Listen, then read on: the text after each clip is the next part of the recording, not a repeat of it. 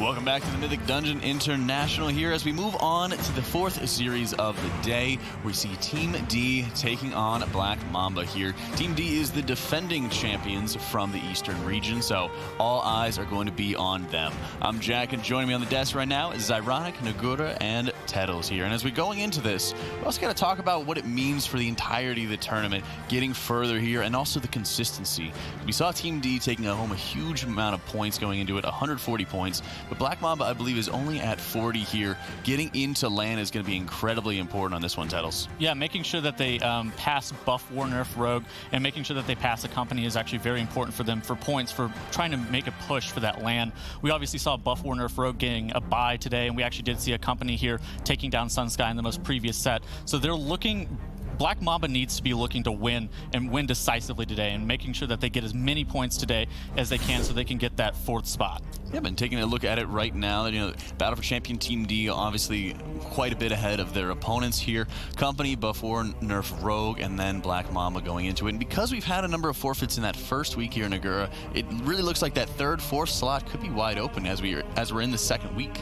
Definitely. I think a company, buff, war, Black Mamba, and Skyline, all teams that, of course, are here in the tournament again. So I do think the standing definitely matters so much in this tournament here. And one thing to mention as well is Team D. I mean, of course, they're the #1 seed and they have the most points. But I think Team D is still like trying to improve, even though they're not sitting on their points really. As we've seen in the time trials, they actually start playing Windwalker now. They're going away from this DK only comp pretty much. So it's one thing that I'd really like to see, that actually changing up strategies and not be like, oh hey, we won, we're just going to continue what we're doing. It's kind of like they're preparing for the future, preparing for the future of the LAN. But before they go there, we need to jump into these games here. Team D and Black Mamba are going to be starting up on Dagor. We already saw this dungeon going through so far. As ironic, Tyrannical, Quaking, Skittish. The Tyrannical, the Quaking combination. First and last boss here have been quite a pain for teams. Yeah, and on top of that, one of the major things I want to look at is this big comparison between Team D and Battle for Champion. These are obviously the two best teams in the Eastern region, so we're definitely going to be able to see a good comparison between Team D and BFC here. Yeah, same dungeons, same affix combinations that we have going into this one. And tell us, it's going to mean that Black Mamba's going to have to be on the back foot here, because their Shrine of the Storm isn't nearly as good as Team D's was last week. Yeah, we actually saw Team D giving us one of the best Shrine of the Storm runs that we actually have seen so far in the instance. We actually do see Team D and Black Mamba running a mirror comp here with the double rogue Windwalker Monk here. So nothing too different between the two, but we need to see Black Mamba strike. Yeah, so Team D, as I said, actually playing this Windwalker now instead of the Unholy, so they definitely changed up their strategy here in Dagor. And the last time around, they already had a really good strategy in Dagor. Yeah, they have to dive in to be able to see what's going on for it. 74% for Team D as the defending champions are going up against Black Mamba here in Dagor. Yeah, so Dagor definitely one of those dungeons that are, you know, completely different to any other dungeons because of this kind of part. So we've seen a bunch of different strategies, a bunch of different comps coming out of those teams. So interesting to see what Team D has for us here. Yeah, I mean, the interesting thing to talk about, right, those cannons are definitely the major aspect of the dungeon in terms of its overall mechanics in the dungeon. But the thing about it is, it lends itself to not doing those efficient pulls that we want to see out of these teams in these dungeons here. Usually you want to pull trash into bosses and get some of that trash percentage with the boss, but it's not really too efficient here because you're going to end up pulling it onto the cannons later anyways. But we do see similar pulls from both teams where they are pulling massive amount of crocs and crabs into this first boss. Yeah, this is the exact same pull as we've seen from the team before coming out, where they actually pull the trash on top with the Bloodlust. Now we talked about the Bloodlust here on the boss is not that great because we see that upheaval coming from the Sand Queen here where she burrows and she's not attackable. So losing a little bit of the last uptime on the single turret on the boss, but of course still killing all this trash. And as you mentioned, killing the trash is not as efficient because you can just do so much with the cannons later on. Right, but I mean the thing is, right, that kind of lets you use that Bloodlust on something, right? So yeah. You're not just sitting there waiting for the boss to come back up. They were able to cleave the rest of the trash down for the most part during that time. Now we were talking so much before this match. Black Mamba needs this match. I mean, Team D, they're just kind of trying to prove a point, prove that they're the best team in the tournament already. But I mean, they're already 10% ahead on the boss. So we know Team D's already proved themselves to be the better team. Black Mamba. The teams that they're in direct competition with points-wise, they've already moved on. So if they don't move on here, they're definitely, you know, they're far behind. Yeah, and it's super difficult for them as well. Of course, they're playing against the winners of the last cup, Team D. Now, this time around in the time trials, Team D only got third.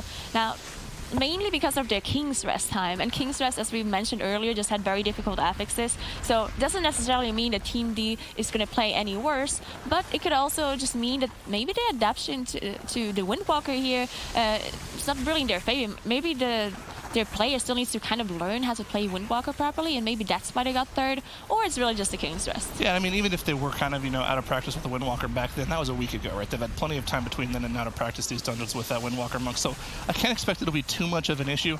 Although we do see similar like damage breakdowns coming out of both teams with both of the rogues above the warrior tank, with the Windwalkers being just slightly below. But I mean, that's not to say Windwalkers are a bad class. Obviously, the main reason you bring a Windwalker is definitely there for that 5% physical damage taken debuff. Yeah, definitely. We saw Black Mamba actually drop really low here. I do believe it was during the Sandstorm or one of some of the ads spawning here. Now, of course, these bosses on a tyrannical setting are actually quite difficult. I think Dagor is one of the dungeons that actually has the most difficult bosses in a tyrannical setting. So we definitely can see some deaths coming out, but both teams, even with pulling trash on top here, playing pretty nice and clean, not having any deaths, even when the group drops really low here because of the Sandstorm, of course. Yeah, I think the major difficulty, especially in this dungeon, is going to be that the combined affixes of the Tyrannical plus that Quaking, the extra Quaking damage coming out at very opportune points during the fight. Like, for instance, if you get hit by the Quaking during this upheaval here and you don't have a massive personal cooldown or immunity to prevent all the damage, you could go down. But of course, Team D easily taking down the Sand Queen as their first boss as they move on to pretty much skip as much trash as they possibly can in this dungeon before they get to Jess Howless's room. Yeah, and Team D and Black Mamba pulled the boss, the Sand Queen, at the very same time. They pulled the same trash on top, but Team D just having more signatory damage, even though they're playing the same comp. So you can definitely see how just more efficient Team D is playing here, as they're approximately 10 seconds ahead just on boss damage while playing the same strategy. And you can see the skip coming in here from Team D. They're most likely just going up, using their Shadow Melt, and then play in the Jess Howless room. Yeah, of course, there's a little bit of RNG in this room. Of course, in this room, right below Jess Howless's room, there are prisoners that you can unlock, giving various buffs to the group. The most important one being that 10% attack power buff. If a team does manage to get that, if they get lucky and it's on the side of the room that they're in, that's a little bit of an extra damage boost for them, but teams don't necessarily go out of their way to get that damage buff if it's on the left side of the room where all the other trash mobs are. They're just going to skip it. But we do see that there actually is a rogue death on the side of Team D there. I wonder if it's the same thing as what happened earlier, if they went to go get one of the buffs on the other side and they just decided to take the death so they could get that buff. Yeah, maybe it's exactly what used that happened, that they didn't get the attack power on the right and they actually send a rogue over to the other side to get that attack power. Even though they did have a death, maybe they chose to just get the death anyway because they think it's worth it. We don't know exactly, but Team D is on their way to this next trash pull. They're playing very similar to the teams that we've seen before here, where they just pull pack by pack here. Of course, some arsonists might be pulled on top of this later on, but nothing too crazy here. Yeah, and of course, this isn't necessarily too dangerous. It is in a tyrannical setting, so the trash isn't doing increased damage. The major thing these teams are going to look out for are definitely those watery dome casts. If they do manage to get a watery dome cast off, it'll put a massive shield on everything in the group, definitely slowing down the pull. And they don't really have Dispels to deal with it. You can dispel those shields off, but if it's on all 4 or 5 mobs they pull, it'll definitely slow down the length at which we do these pulls. And we just see a little bit of a slightly bigger pull from Black Mamba. It actually might be the same pull size, but they're just dealing with it a little worse. They're definitely pulling things all over the place. And they do proc their first reaping wave, both teams, at pretty much the exact same time. Yeah, Black Mamba actually caught up a little bit here because of this Team D death that they had there on the Rogue. They did have to use the rest to get the Rogue back up, the Masters from the healer. So Black Mamba actually ahead in percentage now, doing this pull a little bit faster just because of this loss. And you also have to think about the 5 seconds on top of this. So Black Mamba definitely still in the race here as they're doing the same pull in Just Howless room. Both of them, of course, proccing the Reaping, and now I assume both teams are going to go and engage the boss at this point. And I like what we're seeing from Black Mamba as well here. They're being very careful to not do the same thing that we've seen happen to so many teams in this tournament, in this Reaping affix. Of course, whenever this boss transitions at 70% health, he'll stun everyone in the group for 6 seconds. And if your tank happens to have a bunch of those Reaping debuffs from the Risen Souls, as you go into that 6-second stun, you have no way of healing your tank.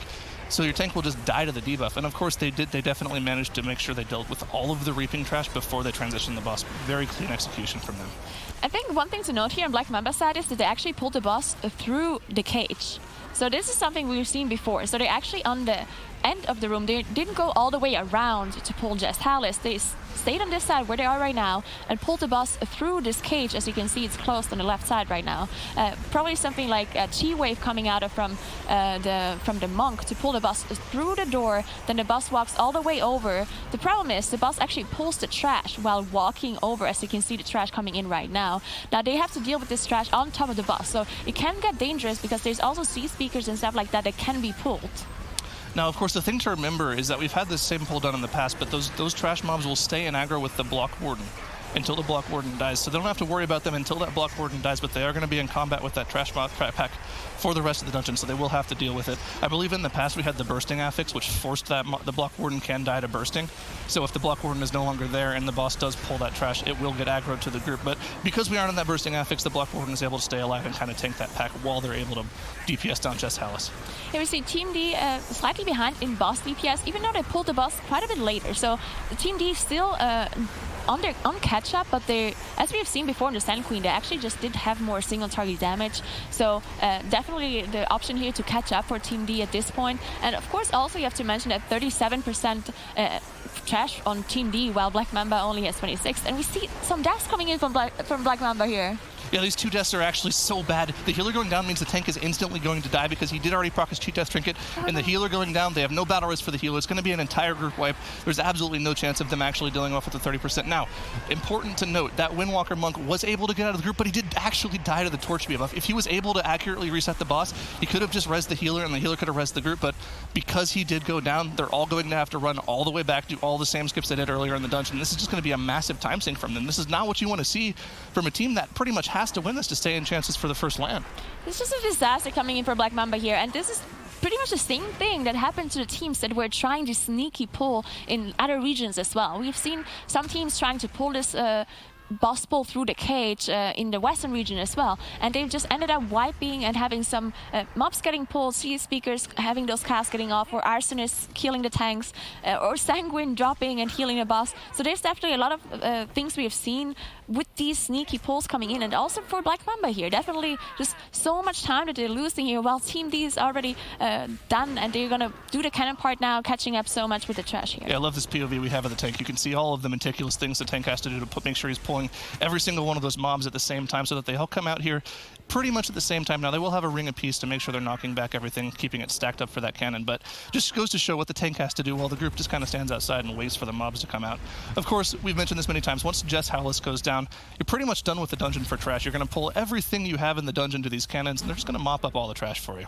Yeah, we see, of course, one rogue being in the left cannon, one rogue being in right cannon on the other side, just dealing with the trash on the other side, while, of course, buffing tricks of the trade to the tank constantly, so they actually don't get aggro while being in the cannon, because they can still get hit by anything while being in the cannon, so they can still die. They gotta watch out for aggro and any casts, or, for example, Reaping Souls or Reaping Smash is spawning underneath, then definitely gotta watch out for that. But we can see just how much percent they have now. They're 74%. They've just been in the cannon room for seconds, really, not even a minute, and they're on 74%. So definitely huge pull and huge percentage gain coming out of Team D. Very efficient so far. Yeah, they instantly went, I believe, from 37% up to 76% now in the space of about 30 seconds. Now, of course, you do proc technically 2 Reaping Waves, but the way Reaping Waves work is they spawn pretty much all of the trash that you've killed at that percentage. So even though they technically went through two Reaping Waves, they really only spawned 1 whole Reaping Wave at the exact same time. Now, this is pretty dangerous. We do see that on the side of Team D, this one rogue, you can see he just died. He was in the far cannon trying to deal with some of the far trash, and they do end up losing a death because of that. Now, what's supposed to happen with these cannons is you're supposed to have a rogue Tricks of the Trade the tank, moving all threat that you put on yourself to your tank. So if he decides to deal damage to a mob, even with the cannon, they should get aggroed to the tank, but it looks like he just messed up somehow there. Yeah, so we saw the Raster Druid not going over there to battle rest him, so I assume they just want to finish off the pull. It's not going to be a huge deal. They're going to rest him up now without actually saving their battle rest. Now, those teams can actually, they of course can watch the stream as well, and they can know what happened to the other team. So knowing that Black Mamba had this huge wipe coming in on Jess Hallis, maybe they were just like, you know what, we don't need to go over battle rest. We're just going to play it safe. We're going to kill off this trash. We're going to get out of combat. We're going to rest them up and save our 2 battle rests in case something goes wrong later on. And of course, you have to wonder on the side of Black Mamba what they're thinking about right now. They know they're behind against probably the best team in the tournament. So, I mean, what do you want to think about as one of these teams whenever you're behind? Do you start thinking about the next dungeon already, or are you still focused on the current dungeon that you're in right now? I definitely think they want to focus on the dungeon they're currently in, because there's always things that can go wrong. Now, of course, it would need to be a miracle for Black Mamba here, for Team D to wipe on a boss or have a full wipe on the last boss for Black Mamba to catch up. But at this point, they just have to continue playing, and see actually the tank dying for Black Mamba again. They're just having so much trouble on this boss here. Maybe, and we have the healer that. It means they're probably going to have a full wipe again, because they, of course, don't have a battle rest for the healer coming in. So I don't think they can survive this 32% on the boss without any, as we see them just dying here. So definitely disaster for Black Mamba. At this point, this is pretty much done, definitely. I don't think there's any way for them to catch up anyhow. So I think they should definitely just focus on the next dungeon and try to beat them there, because this is pretty much over. Yeah, I mean, you'd probably have to have 2 or 3 full team wipes on the side of Team D at this point, because they've already dealt with all their trash. All they have to do is finish off these 2 last bosses and then maybe finish off 1 or 2 mobs with the cannon. I mean, how do you recover from this is the problem, right? I mean, this is pretty much catastrophic failure on the side of Black Mamba. There's not a whole lot they can do in this dungeon, which is probably always see them kind of just standing there. Maybe their tank, I mean, I don't know, maybe their tank rage quit or something. But you kind of have to think ahead into the rest of the series. They have Shrine of the Storm next, which Team D was incredibly impressive on in the last cup. I mean, hopefully they have some insane strat for that dungeon, because they're going to need to play a lot better than they have in this dungeon to have any chance. Yeah, definitely. And as we mentioned on the desk earlier, is that Black Mamba actually participates in some like local tournaments similar to the MDI. So I feel like they should be used to keep a cool head and keep their mentality straight, even if things go wrong. So Black Mamba, just having this experience from joining those tournaments, they hopefully can recover from this and actually just go in with a clear mind into the next game and hope to win there. But as you said, Team D, just the winner of the last tournament, just having such a clean showing throughout this whole thing. So it's going to be very difficult for Black Mamba to recover. Yeah, we see Team D kind of messing up one of the mechanics there a little bit, but it looks like they're going to be perfectly fine. They definitely made up for the mechanic. Of course, we haven't really talked about Night Captain Valeria a little bit. It's just kind of a game of chess where you're moving around these barrels, making sure to not die to the explosions that the boss will cause from her various fire mechanics. But of course, we see them pretty much dealing with all the mechanics completely flawlessly. We don't really expect too much different from this team. Yeah, definitely not. Maybe, and of course, Black Mamba is still just having their tank being that. Maybe they literally just gave up, but not because of mentality reasons, because obviously they know if they wipe twice on a boss and Team D didn't wipe a single time, there's almost no way for them to win. So maybe they're really just focusing on the next dungeon and talking about it. It's like, hey guys, okay, we lost this, whatever. Let's focus on the next dungeon. Maybe they talk about strategy and going through it again, how they're going to play this next Shrine of the Storm. Because, as we said, Team D at this point needs a couple of full wipes for them to catch up, as Team D is finishing off the last priest here to proc their last Reaping Wave and then going to the last boss.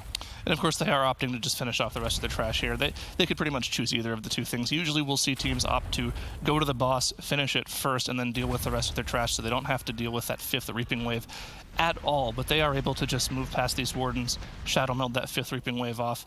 And I mean, even as far ahead as they are in this dungeon here, this is still an incredibly dangerous boss to deal with on these affixes. Most definitely. We've talked about it before, especially because of this quaking affix, just making it so dangerous because of this RNG involved with explosive bursts. Now, the explosive bursts are the circles that you can see coming out under 3 players. Now, Ebb will always be targeted because it will focus ranged players if there are any. Of course, he's the only range, so we'll always get targeted by it, and you can get a little bit of bad RNG by getting multiple doubles. And doubles means that the explosive bursts are gonna come one after the other without very much time to heal up the people before the second one hits. Right, and we haven't seen any of those just yet go out. And of course, while they're dealing with these mechanics as well, they also have to dodge several of these ground-targeted abilities. We saw that sort of pinwheel pattern go out from the boss. If you get hit by that, you'll take probably 1-shot damage. In addition to that, occasionally, once in a while, we see these cannons on the sides of the room turn as close to the player as they can and fire off a massive blast. Now, you can get 1 shot by those as well, as we've seen happen in previous tournaments. And in addition to that, there's also this default mechanic that's actually kind of covering up the energy and mana bars at the top of the screen as well, that's persistent throughout the entire fight. Yeah, so this energy bar basically prevents you from moving too much, because if you move too much, it will fill up, and if it reaches 100, you get stunned, so you definitely don't want to move that much. That's also why we see the teams just standing in this corner, basically not moving that much at all. You also have those huge cannons that are in this room that a lot of people don't really know about this mechanic, because it's just avoided completely by tanking the boss in a corner. You can see the cannon on the left side just firing something right now. So if you stand in the middle of the room, you can definitely get hit by them and you need to dodge them. But if you stand in this corner here, then the cannons never aim in this direction, so you're completely safe by it. I mean, we can actually see there on the side of Team D here how much healing they're actually having to do on this fight. This is a pretty significant amount of healing just for a single target boss encounter. And like you mentioned, the main mechanic, of course, is those 3 explosive bursts coming out. You can see how much damage it does to each of the players.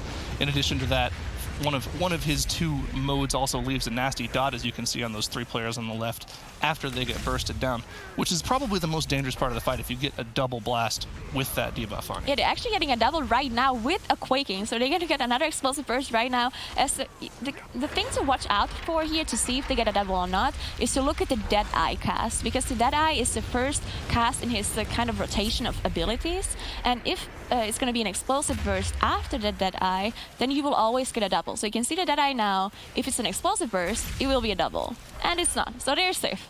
Yeah, of course. Like the other option is, of course, to see the Azurite round change into an explosive burst and then do his cross ignition cast. Those are pretty much the 2 patterns that he follows. And if you get the good pattern, your healer can end up doing a little bit of damage. And if you get the bad pattern, your healer has to opt to do a little bit of healing. But of course, like we expected, Team D, incredibly safe performance from them. Only a couple of spot deaths here and there, but definitely a very dominant performance from them. Super dominant by Team D, just finishing the boss here and winning the first match. That must be very nice for them, for their mentality compared to Black Mamba, of course.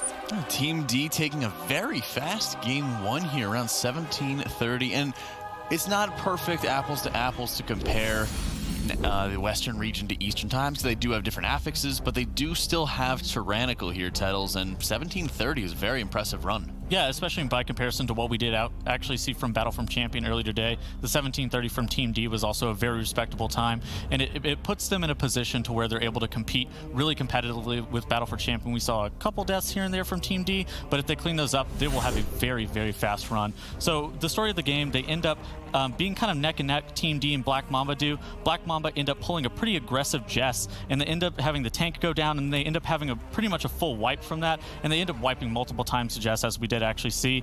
And then Team D ends up having a pretty clean run throughout the rest of the instance. They ended up having just 1 or 2 deaths here to the cannon, but by and large, that's to kind of be expected, as that cannon does actually one-shot people, and you actually end up taking some deaths from the shots and other things from the trash. But this is kind of to be expected with dealing with those cannons. But Team D ends up having a pretty clean run. They obviously could clean up a couple deaths, but it's nothing to be expected from them. Yeah, we also saw, I think it was the healer going down first there on the side for Jez Howler, so very important to be watching that, because they're the only battle res as we going into this. But before we dive out into Shrine of the Storm here, we will be taking just a quick break. Don't go anywhere, guys. Game 2 between Black Mamba and Team D will return right after this.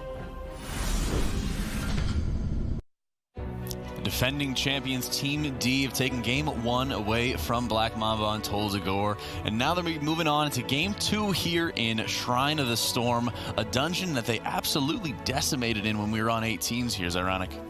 Yeah, the Shrine of the Storm in the first cup from this team, from Team D, it was blazing fast. No deaths, a little over 20 minutes if I remember properly, and we were comparing them to this Method EU team that's been so dominant in the Western region. Even though they had separate affixes, it was still like very Method EU-esque. It was perfectly clean, they had the right route throughout the dungeon, and they just dominated all the other teams. Yes, I wonder if they're actually going to pull out the DK, because again, last time they played DK for every single dungeon and for every single time trial, but now they changed it up a little bit with the Windwalker. And Shrine is typically not one of those dungeons where we see the DK a lot, but if they had this very good strategy and they had the good times, maybe they just want to pull out the DK here again. And we'll have to be checking an eye on that. And also we heard back from Battlefront Champion and Team D's times for Dagor, just over 18 minutes for Battlefront Champion, whereas Team D had 17.5 here. So very impressive performance by Team D on that Dagor. And as we look at this one, Tettles, Shrine of the Storm's really got to be their dungeon as we look at it. Team D2O for sure. They definitely, we saw them last East Cup. We actually saw them lay down the law in Shrine of the Storm, really make them think about like what they were doing in Shrine of the Storm. They end up having a really good run there. We actually do see the mirror comp without the DK, like you were saying earlier.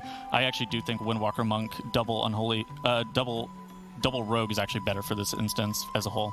Yeah, I do think this combo obviously is better. I don't think we've seen anyone else play DK except Team D. Now, they definitely have to adjust their strategy a little bit, though, because I do believe that we saw Team D doing some of those really big pulls that we didn't see any other team do. So maybe they can't really do that without this DK now. We'll have to be taking a look at that for sure as we go into Shrine of the Storm here with Fortified, Grievous, and Volcanic. Some pretty easy affixes compared to the previous week as they dive into Game 2. Yeah, so I think Shrine of the Storm, of course, one of the most difficult dungeons we've seen so far, but the affixes are actually a little bit in their favor because we do have Fortified, Grievous, and Volcanic, which are usually not the most dangerous affixes for Shrine. Yeah, we saw last week these teams completely change up their pull patterns just because of the affixes.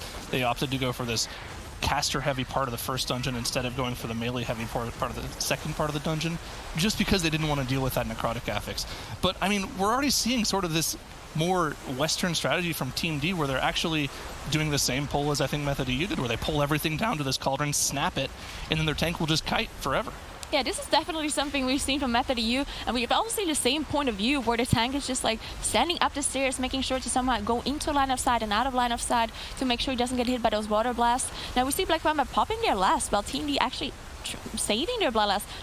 Very interesting choice, especially because this is such a huge pull and it's so dangerous. Yeah, and of course the dangerous of this pull is just comes from how many casters there are, right? You have to make sure that you're getting all of these healing casts from the spiritualists, and of course trying to make sure you get as many of the damaging casts as well, because even though that tank is kiting, you can see how low he's dropping here. If he gets hit by too many of those wash away or water bolt casts at the same time, he can go down easily. But like, it's just, I don't know what to say. It's just amazing to see that they have that confidence to pull off a pull like that without bloodlust, when we see so many teams doing smaller pulls but committing their bloodlust to it, just like Black Mamba did. Yeah, definitely like this coming out of Team D here, getting 15% trash out of one pull. Now we see the Shroud coming out. Now, something we've seen from other teams is that they just walk through and Shadow Melt, but they actually choose to Shroud, go past this Living Current that they do need to distract on the other side. And now they do this downstairs pull where we see the healer actually going off, triggering the event of the first boss, because there's a little bit of a role-playing event going on, so you want to make sure you go over there, trigger the event, go back. Like, all these small things to make their dungeons faster definitely matter. Yeah, and of course, I mean, like we mentioned already, we're seeing similar pulls to the Western teams from last week, so they're going to proc their first Reaping Wave here right before the boss. They're going to pull the Reaping into the boss. They're going to cleave it all down. Simple, easy. It's just what we've seen so many times in the past. But of course, we mentioned it pre-dungeon, of course, that they're not running that Unholy DK anymore. Yeah, so interesting to see that they're actually switching up their strategy. Of course, we know from the Western region that this comp here with the double Rogue Windwalker is just the best damage comp. Now, when it comes to the Unholy DK, there's some dungeons where you can get big usage out of it, but there's just some dungeons where you don't really. Like, there's no place for you to do those huge pulls, or you can't pull mobs on top of the boss. That's why we see some dungeons just not being played with DK. So I really like Team D adjusting their comp and actually pulling out the Windwalker for stuff like for dungeons like Shrine, where you just can't do that. We see the Bloodlust now coming out of Team D as well, as they pull some trash on top of the boss. Yeah, that was definitely a more efficient use of that Bloodlust. Of course, if you're able to pull off that big trash pull at the start of the dungeon without Bloodlust, using it on this boss to get chunk through that 50% of his health before he gets to his intermission phase is definitely a lot more efficient than just using it on trash. And of course, we see how far ahead they are on the boss, and trash percentage on top of that, just because of their Bloodlust usage here, as they do deal with like that one final Galecaller apprentice that doesn't really do anything to the group. That's why we saw them comfortably tank it with the boss, even with Bloodlust. It doesn't really do much. It's just a little bit of extra tank damage, so they're able to efficiently cleave it down with no extra real hassle, no interrupts going off on it. Yeah, so one thing to note about Grievous here, we did say that the affixes are not very dangerous. Volcanic, as we all know, you just need to walk out of it, which those teams definitely can do, those high quality players. But Grievous can cause some problems in this instance, especially for Prod Warriors, because Prod Warriors don't actually have a lot of self-healing, so once they drop low and they're tanking those high damage mobs in the fortified setting, they actually have a hard time to get rid of their 4 Grievous stacks. So sometimes we will see healers maybe adjusting their talents a little bit just to make sure that they can handle the Grievous on the tank, but we see so far not really a big deal for App healing those Grievous stacks away, especially in this intermission phase. Yeah, and of course, just in case, like as a little extra backup, we almost always see all these Prot Warriors running the Wansombi Trinket, that pretty much cheat death proc that has, I believe, an 8-minute cooldown. it's just like a little bit of an extra safeguard just in case they aren't able to get healed out of that or spam their ignore pain out of it. They have that in the back pocket just in case. We do see Team D just now dealing with the intermission phase, and of course the boss will respawn at about 10 to 15% health depending on how low you got him before the intermission phase, and they'll just clean him up pretty easily here. You said Black Mamba, one of the rogues, actually dropped really low, but did manage to recover, didn't drop his cheat death. But yeah, one thing to note here is that the Sea Blast from the Aqualinks and also the boss, so if there's no one close to the target, or the aggro target is not close, then they will actually cast Sea Blast, which is a really huge single target burst on the player. So they definitely want to make sure to go in, but some teams actually choose to have the boss cast Sea Blast on purpose because the warrior tank can reflect it. Now I don't think it's going to be worth it for a full melee setup because everyone needs to stay away from the boss, of course losing all the uptime from all the melee, so we haven't really seen it from those teams yet because it's just not going to be enough damage in a 45 setting. I believe this is the first week out of all of the cups we've had, we haven't had one of those like inhibiting affixes in this dungeon. I believe every other week we've had either Sanguine or Explosive, which are mechanics that definitely punish you for pulling massive pulls like this. This Grievous Volcanic affix scenario, you can pull as much as you want, and as long as you're able to kite or knock things back and interrupt casts, you're not going to be really punished for it. So it's going to be really interesting to see what kind of things Team D can bring to the table because they haven't been able to see Western teams do those big pulls. I want to see if they can innovate on their own and do some even more impressive pulls. Yeah, definitely. We see one pretty decent pull coming out of Team D. Now this pull we've seen a lot before though. They are going to trigger the Reaping here with this pull, and then they will do the Elemental, the mini boss skip with the Shadow Melt, which we've seen some teams fail before to that one. But yeah, we see the 41% coming in here. They're going to run ahead. We see the tank here picking up all the mobs. Now the difficulty about this skip is that the tank needs to actually have aggro from everything, and he needs to wait here. Now it's going to be easy for the tank to die, but we see him pull it off perfectly. So what you want to do again, so you're going to pick up all the mobs as a tank, you just wait until your whole team is through, and then you leap and you Shadow Melt. And actually just perfect execution here from Team D. I even love the teamwork we saw. We saw the Druid instantly turning around, knocking everything back, giving the rest of the team just a little bit of extra time. That's perfect team execution from there. I mean, we see a lot of teams use their Ring of Peace there instead, but I feel like that, that's a little bit of a bigger cooldown. It's nicer to have that Ring of Peace for this trash pack. So just awesome execution. Good to see that little trust they have in each other there. Yeah, we see a pretty decent size pull here from Team D coming in, where they pull pretty much everything in this room together. So that's a pretty dangerous pull because there's so many casters here, and we see Long actually drop so low, the Prod Warrior, having such a hard time to keep him up. And again, the Grievous stacks, right? It's just so hard to heal the Prod Warrior up if he's getting so much damage, as they finally managed to get the stacks away from him. But now the mobs are pretty low, and they should be able to finish him off as long as they get the interrupts on the caster mobs, and as long as they stay away. As you see, one of the Tempests actually almost one-shot the Windwalker. I mean, this is exactly what I mentioned earlier when we were in that hallway. I want to see bigger pulls from them. Most teams we see just do 5 mobs here. They'll do like one of the side packs plus the middle pack. They just did all 4 packs at the same time, plus some of the Templar initiates. So, I mean, the Tide Sage initiates, rather. But that was just a huge pull. That's exactly what I want to see from them, and they're delivering right now.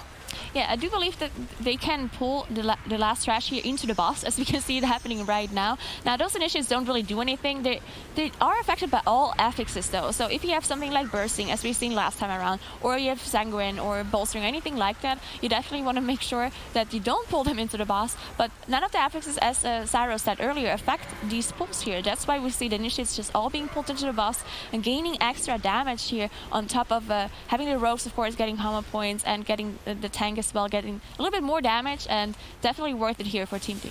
We did see a little bit of a shake-up in terms of pulls on the side of Black Mamba there. They opted to kill that 4-pack right before the Guardian Elemental, just to get the rest of their second Reaping Wave, so it meant that the skip was a little bit easier for them to pull off. But similar, it's a little bit of a smaller pull than what Team D did. They're not pulling the trash pack with the initiates, but it's still, once again, it's a bigger pull because of these affixes. These affixes pretty much force you to do bigger pulls if you want to be competitive in this dungeon environment. And you can see the Grievous affix on that Warrior tank is incredibly difficult in these large pulls.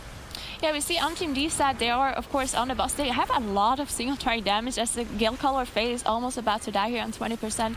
Now, one thing to note here about the Galecaller Fae is that she constantly casts this Tempest slicing blast, that if it's not interrupted, it will do initial burst damage to everyone in a group, and it will also apply a debuff, increasing nature damage taken. Now, this debuff stacks, but we see a lot of teams just letting the Slicing Blast go through. And that's because once she gets 100% energy, she will actually buff herself.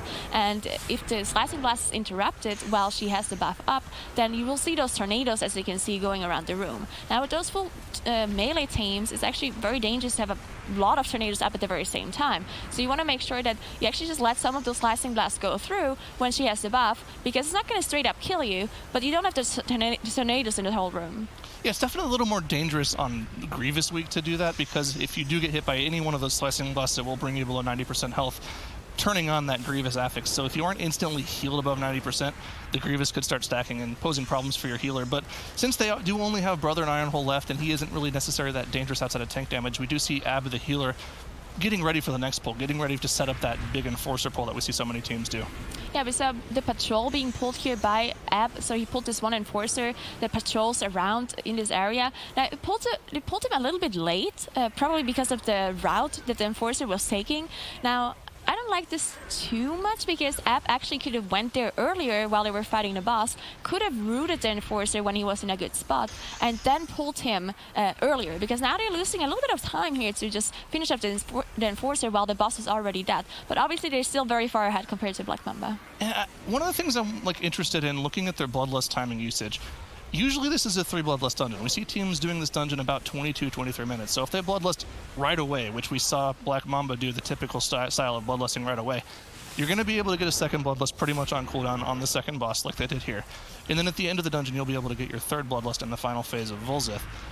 But we saw Team D opting to save their Bloodlust, and I wonder if it's because they go so fast that they only really get 2 Bloodlusts out in this dungeon, and they'll just save the second Bloodlust for the final boss.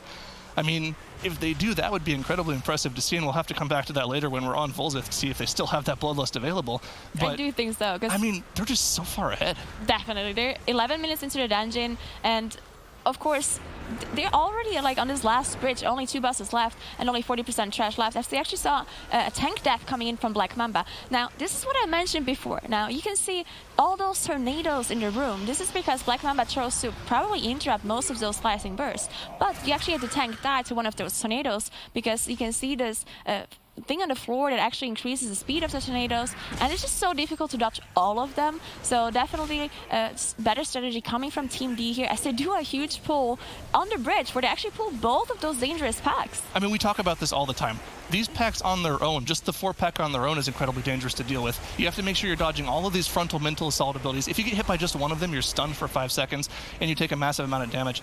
In addition to that, almost every single one of the mobs has an ability that needs to be interrupted. These Void Bolts, these Rip Mines, these are all massive amounts of tank damage. And, I mean, they just shred through it like it's nothing.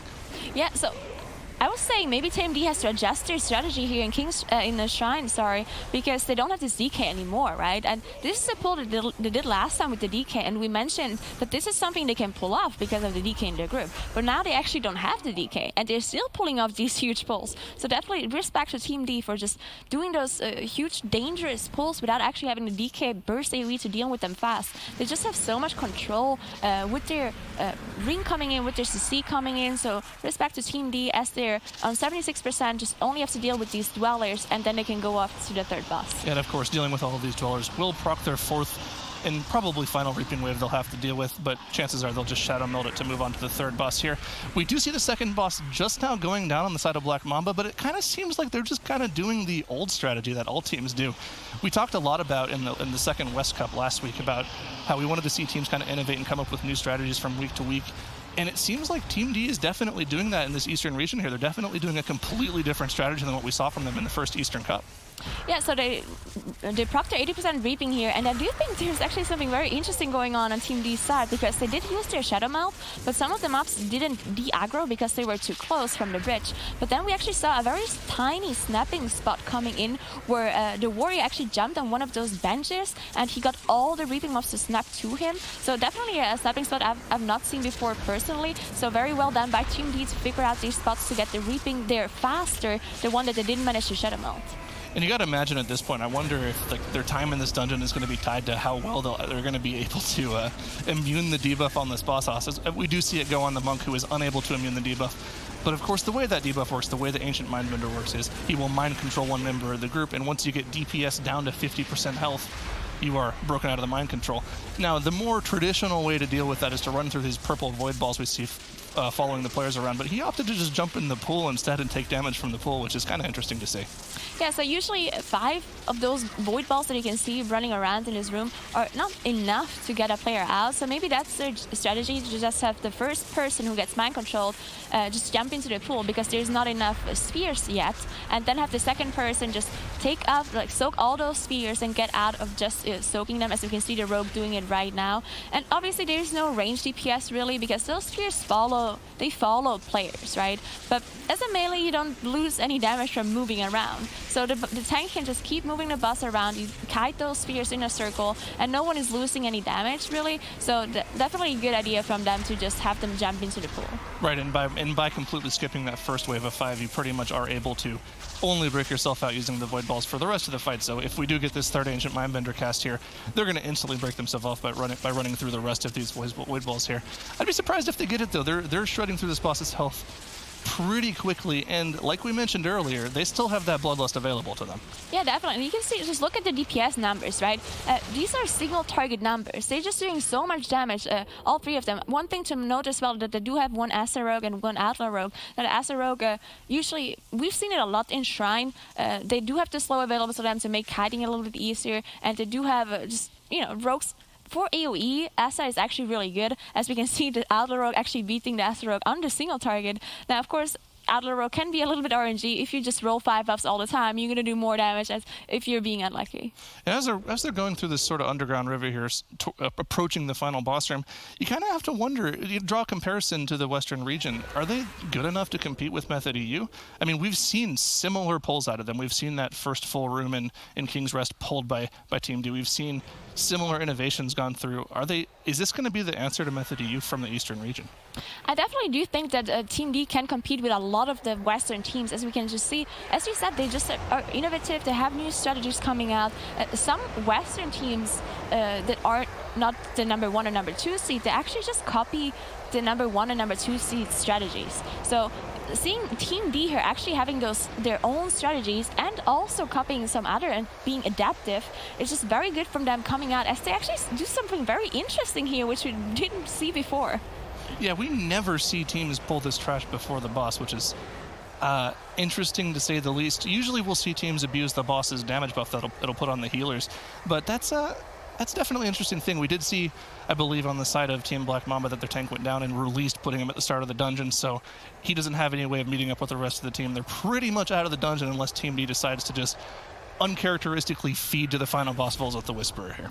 Yeah, so one thing that I want to note about this strategy here from Team D is, yes, if you engage the boss first and you kill the trash in the intermission phase, your healer is going to do more damage.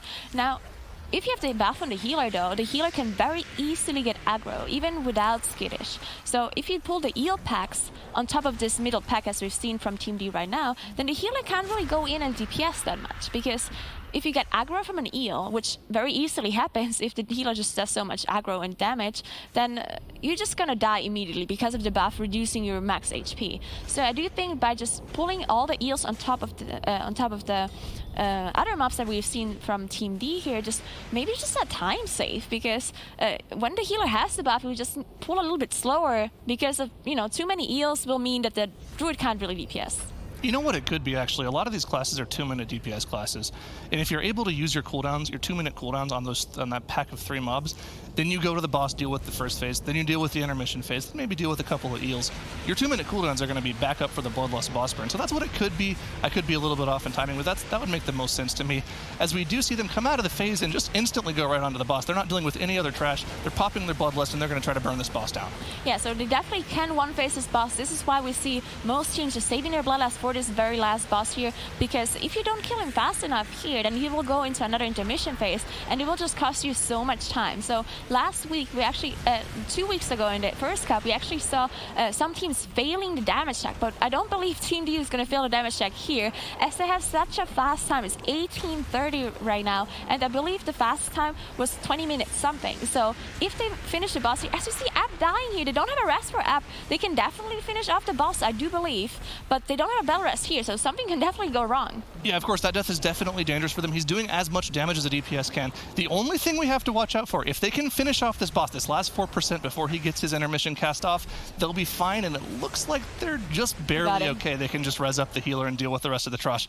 Little bit of scary moment coming out from them there, but they're going to be totally fine. Now, the tank is kind of dying to Grievous here, but he doesn't seem to care too much. He's just going to pull the eels and finish off the rest of the dungeon. And that did cost them a little bit of time in finishing the dungeon, but still, the time is incredibly impressive. It's going to be faster than what their 18 shrine time was last in the East Cup. We were already impressed with their 18 shrine time. This is, I think, even more impressive. Yeah, incredible fast time here by Team D. One thing I really don't like is that Loon didn't use that fish feast to get rid of his Grievous stack, so you hate to see it as a healer. But they're going to end up killing those eels here and get the 1936. Team D, no respect to the healer or not, an incredibly powerful Shrine of the Storm run as they do take the series against Black Mamba there. It's very impressive that we were seeing in that entire run titles. Oh my goodness. Do I look like Sours? He's already stepping into the role, everything. Yeah, we definitely saw Team D really, we saw them do like very large pulls. They ended up doing a triple pack after Accuseer. They ended up doing both of the cultist pulls together. We obviously did see this Accuseer pull.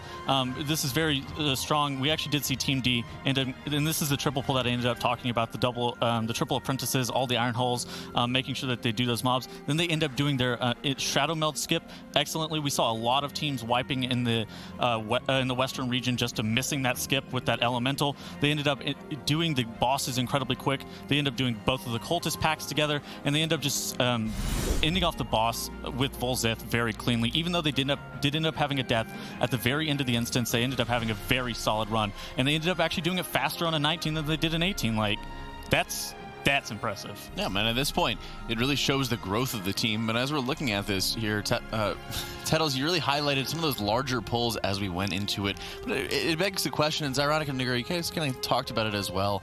How are they going to be stacking up against the West? Because at this point, they're looking on the fast track to get into LAN here. They're looking like they have that huge pool of points going into it. What is it going to take for them to make sure that they're at the level of the both Method teams?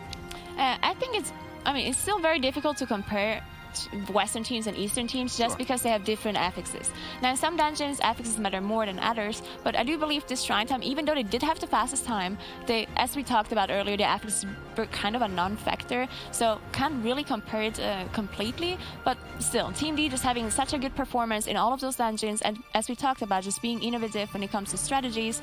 They don't shy away from adapting their strategy to Western region strats either, so I think they're definitely going to do really well in LAN.